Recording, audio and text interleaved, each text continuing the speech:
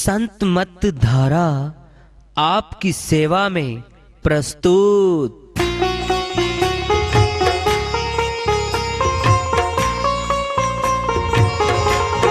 जो चाहता है प्रभु प्यारा वो आओ संत मत धारा।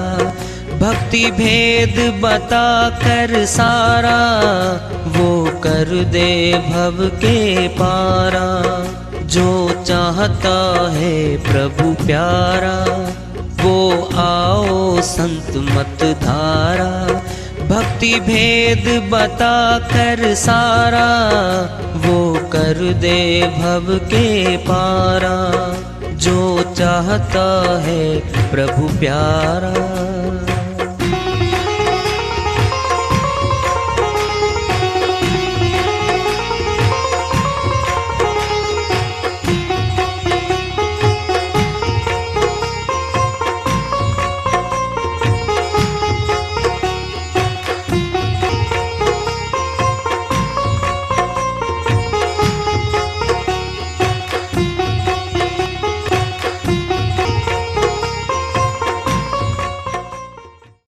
परम पूज्य सदैव स्मरणीय सदगुरु साहिब की जय हो। सतनाम साहिब। आदरणीय सर्व संतों की जय हो। उपस्थित आदर के योग प्रभु प्रेमी एवं जिज्ञासु आत्माओं, हम सभी पूर्ण पिता परमात्मा सभी सृष्टियों के रचनहार कुल मालिक हम सबके जीवन का आधार उनकी महिमा को सुनने के लिए एकत्रित हैं। मेरी सभी से अर्ज है कि मैं कोई जगत गुरु नहीं, कोई महाराज नहीं, कोई महामंडलेश्वर नहीं। मैं केवल सभी संतों की चरणों की धूल हूँ और आपका भक्ति मार्ग में सहायक हूँ। मैं अपनी सीधी साधी टूटी फूटी भाषा में, संदुकड़ी भाषा में भक्ति भेद के गूढ़ रहस्यों को उजागर करने वाले विचार आपके समक्ष रख रहा हूँ। यदि अच्छे लगे अपनाएं, नहीं तो गैर जरूरी समझकर विसार दें। हाँ, सत्संग ही एकमात्र प्रभु प्राप्ति का विद्यालय है, विश्वविद्यालय है ये। और हम सभी सत्संग में आए हुए हैं। हम जिज्ञासु तभी तो आए हैं। हम पिछले सत्संगों से वार्ता करते चले आ रहे हैं कि चेतावनी से प्रभु प्राप्ति की ओर इस अध्याय को, इस वार्ता को आज फिर आगे बढ़ा रहे हैं। बड़े भाग्य मानुष तन पावा, सुर दुर्लभ सदग्रंथन गावा। साधन धाम मोक्ष कृ द्वारा, पाइने जेहि परलोक समारा। शिरोमणि गोस्वामी जी महाराज श्री रामचरितमानस में समझाते कहते हैं, बड़े भाग्यशाली जीव आत्माएं हैं जिनको आज मनुष्य तन मिला हुआ है। सुर दुर्लभ सदग्रंथन गावा। सुर मन देवता, जो तन देवता लोगों को भी दुर्लभ है वह मिल गया। क्या करें? साधन धाम मोक्ष करी द्वारा, उस साधन को जान लें जो मुक्ति के द्वार में लेके जाएगा। पाइने जेहि परलोक संवारा। जिसने इस नुक्ते को पा करके परलोक नहीं संवारा, जीवन सफल नहीं होगा मनुष्य का, हार हो जाएगी। विचार करके देखो पहले, हम सभी आत्माएं हैं। आत्मा परमात्मा का अंश है। जैसे तमाम नदियाँ, तमाम जलाशय, झीलें, तालाब हिस्सा है सूर्य उसका, समुद्र का। और समुद्र की तरफ सबका मुहाना है। पहाड़ों से निकलती हैं सभी नदियाँ लगभग। उनका मुहाना सीधा मुहाना समुद्र की ओर है। क्यों? क्योंकि समुद्र से निकला है वो जल, बारिश के द्वारा गया, बर्फ जम गई, फिर पानी बनेगा, फिर समुद्र की ओर जाएगा। समुद्र से चक्रवात, बादल उठते हैं, घटाएं उठती हैं, पूरे जलवायु का सिस्टम तैयार होता है, बारिश का मौसम बनता है, जल वर्षा के रूप में जमीन पे आके गिरता है, फिर नदियाँ के रूप में इकट्ठा होकर के समुद्र की ओर मिलता है। बहुत नदियों को मनुष्य ने रोक लिया, डैम बना लिए, बिजली पैदा करता है, खेतों में पानी देता है, पीने का पानी इकट्ठा करता है। बहुत ज़्यादा नदियों को मनुष्य ने रोक लिया अपने प्रयोग के लिए, वो कभी समुद्र में नहीं जा सकेंगी, रोक लिया। अगर बाढ़ आए, ज़्यादा बारिश हो, वही नदियाँ दुगुना चार गुना पानी लेके तोड़ के मेड को फिर चलेगी समुद्र की ओर। समुद्र का पानी न घटता है न बढ़ता है। हमारे वैज्ञानिक भूगर्भ शास्त्री इस बात को अच्छी तरीके से कहते हैं, 1 इंच अगर जल का स्तर बढ़ता है ना समुद्र का, तो बहुत देशों पे खतरा मंडरा जाता है। समुद्र के बीच में देश, जमीन है, टुकड़े हैं, द्वीप हैं, उन पे खतरा छा जाता है। अजीबोगरीब दास्तां है संसार की। देखो तुम, अनंत चौड़े जंगल, दूर तक फैले हुए रेगिस्तान, बहुत दूर तक फैले हुए पहाड़, 2/3 समुद्र किसने बनाए? हर निर्माण के पीछे निर्माता बैठा है, निर्माण करने वाला बैठा है।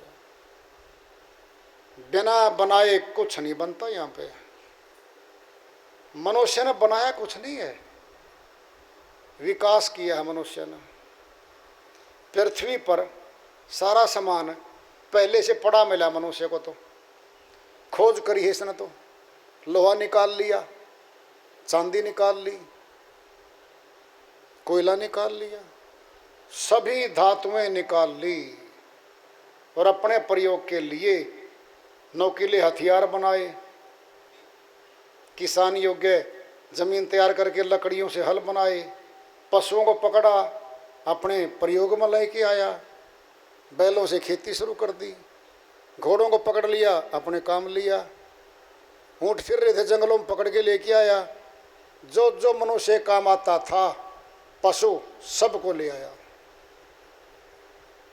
विकास किया मनुष्य ने। यहाँ से मिट्टी से सब बना लिया और बाद में मिट्टी में मिल जाता है वो सारा माल।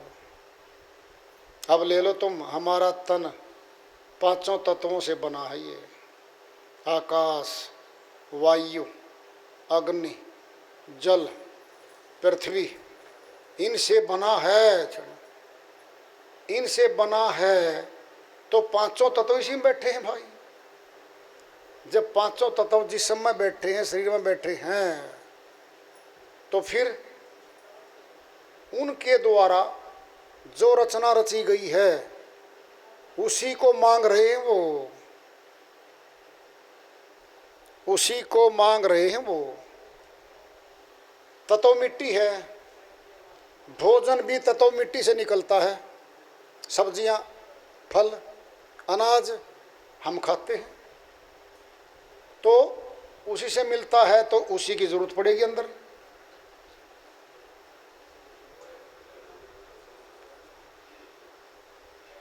तो क्या है? जल तत्व है, हमें जरूरत पड़ती है। जब जल तत्व की जरूरत पड़ती है तो हम पानी पीते हैं। तत्व वायु है, हम अंदर लेते हैं। तत्व अग्नि है, जठर अग्नि पेट के साथ पहले से बैठी हमारे अंदर। आकाश तत्व हमारे ब्रह्मांड में बैठा है।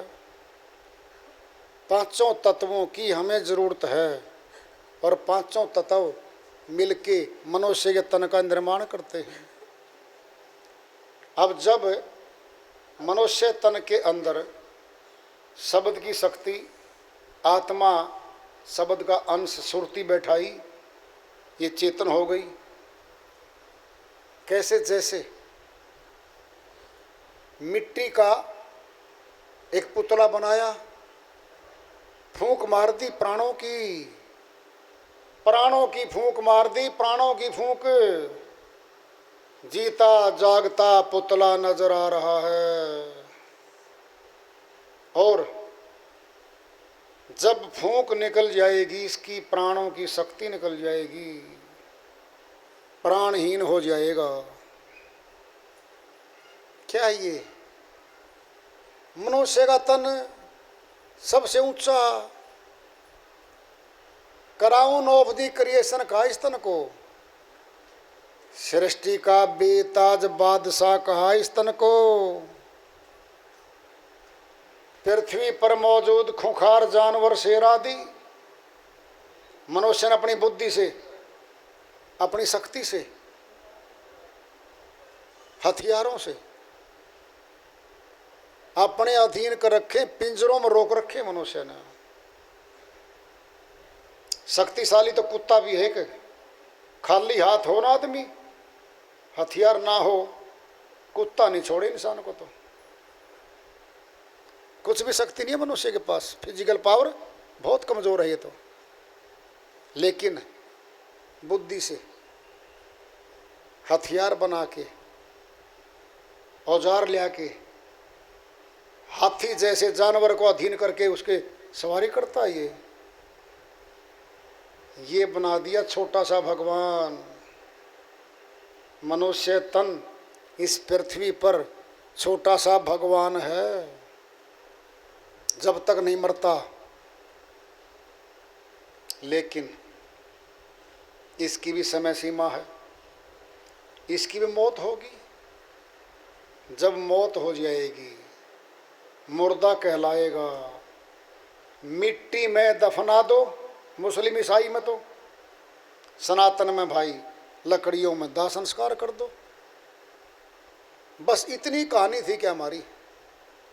बचपन में आए, बचपन खेल में गया, जवानी शिक्षा में गई, गृहस्थी में गई, वृद्धावस्था आ गई, जमीनें आई, मकान आए, पैसा आया, परिवार आए, चारों तरफ हमारे माया आ गई और हम इनको अपना बनाते चले गए। मेरा परिवार, मेरी कोठी, मेरा बंगला, मेरी जमीन, मेरे ऊंचे पद, ये मेरा धन है। जब जाता है ना छोड़ के, एक छल्ला सोने का नहीं जाता इसके साथ, सब छोड़ जाता है। जिंदे जी एक फुट जमीन नहीं छोड़ता। सगे भाई के साथ झगड़ा करके कचहरी में मुकदमा डालता है। ये खेत का बंटवारा करते हैं सगे भाई 2-3, 1 फुट जमीन पे इधर से उधर होती है, झगड़ा करते खेत में सरेआम।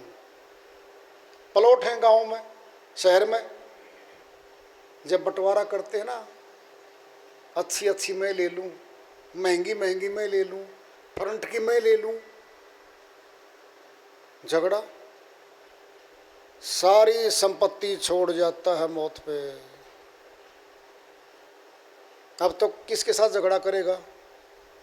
यम के दूतों ने पकड़ लिया अंदर से। जब अंदर से पकड़ लिया जीव आत्मा, अब किसको शिकायत करेगा? जी मेरा मकान, ये मेरा परिवार, ये मेरी संपत्ति रह गई। किसी को शिकायत नहीं कर सकता, क्योंकि इसको बोलने नहीं देते, इसको देखने नहीं देते, इसको सुनने नहीं देते। पिटाई मार कुटाई अंदर शुरू हो जाती है। कितना दर्द होता है जीव आत्मा जब तन को छोड़ती है। उस दर्द का बखान किया बहन से जोबाई ने। सहजो मृत्यु के समय पीड़ा होत अपार, बिच्छू 1000 ज्यों डंक लगे एक सार। बहन सहजोबाई कहती हैं, जो प्रभु भक्ति नहीं करता, दर्द सुनना कितना होगा। एक बिच्छू काट ले हमें, बहुत दर्द होता है, नींद नहीं आती रात को। गोली ना खाएं, टीका ना लगवाएं, नींद नहीं आती। हरियाणा में एक कहावत है, बिच्छू का काटा रोवे, सांप का काटा सोवे। सर्प में नशा है, जहर में सुलाएगा, जगाएंगे। हमारे पूर्वज कहते सोने मत दो, सोने से जहर जल्दी असर करता है। सोने ना दो उसको, जगाओ, आंखें फाड़ो इसकी, चल रहे वैद्य के पास, इसको नहीं सोने देंगे हम। तो क्या है ये है 1000 बिच्छू ज्यों डंक लगे सार, 1000 बिच्छू काटेंगे। जोड़ के जो दर्द होगा, इतना दर्द होता है आत्मा को, बता नहीं सकती, देख नहीं सकती, सुन नहीं सकती, ये है। फिर ये दर्द होने दें क्या? क्या बहन हमें डराएगी? सहजोबाई अमरलोक की संत हुई है, मीराबाई, सहजोबाई, गणिकाबाई, दयाबाई, बहुत है। इन्होंने सच्ची बातें बोली हैं। जब सच्ची बातें बोली हैं तो हमारे लिए बोली हैं भाई, कुछ नहीं। तो क्या ये हमने समझना है। सुनोगे, हमारा पिताजी जब भी बोलेगा अपने पुत्र पुत्री के लिए लाभ की बात बोलेगा, समझ की बात बोलेगा, काम की बात बोलेगा, तो ये हमारे पूर्वज हैं, हमारे संत। हमारे संत हमारे पूर्वज हैं। आत्मज्ञान परमात्म ज्ञान में एक्सपर्ट है वो एक्सपर्ट हैं। आंख में कोई कचरा गिर गया, कोई दोष आ गया आंख में, हड्डियों का डॉक्टर तो ऑर्थोपेडिशियन है, और जाएं जी कि जी मेरी आंख में दुख और दर्द हो गया, आप देख दो, क्या कहेगा वो? जी मैं आंख का डॉक्टर नहीं हूँ, जाइए स्पेशलिस्ट के पास। आई स्पेशलिस्ट है, आंखों का विशेषज्ञ है, उसके पास जाएंगे हम। जाते ही दवाई डाल लेगा, दवाई देगा, आराम हो जाएगा। विभाग है डॉक्टर्स के, ईएनटी अलग है, हृदय का अलग है, शीश का अलग है, देख लो तुम। एमडी अलग है, एमएस अलग है, सब अलग अलग है। ऐसे ही मनुष्य प्राणियों में संत